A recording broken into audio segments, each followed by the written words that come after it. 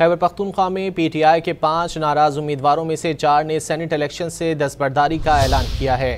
پہلے وقاص اورکزئی نے انتخاب سے دستبرداری کا اعلان کیا، جس کے بعد ارشاد حسین عرفان، سلیم اور عائشہ بانو نے بھی دستبرداری کا اعلان کر دیا۔ خرم ذیشان کاغذات نامزدگی واپس نہ لینے پر ڈٹ گئے۔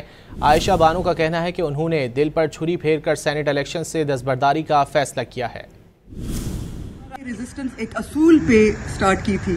یہ جو ہمارا فیصلہ تھا کہ ہم اپنے پیپرز وڈرا نہیں کریں گے، یہ اصول پہ تھا۔ آپ یقین کریں، ہم اپنے دل پہ چھری پھیر کے جو ہے یہ اپنے کاغذات اٹھا رہے ہیں، کیونکہ ہمارا بالکل دل نہیں مار رہا۔ اس اصول پہ ہم کھڑے تھے، وہ یہ تھا کہ سینٹ کے الیکشن میں ہم گٹھ جوڑ پہ کیوں جا رہے ہیں۔ یہ ایک ٹریلر تھا آپ کو دکھانے کے لیے کہ ورکرز کی طاقت کیا ہوتی ہے۔ یہ ورکرز کی طاقت کو آپ انڈرسٹینڈ کریں۔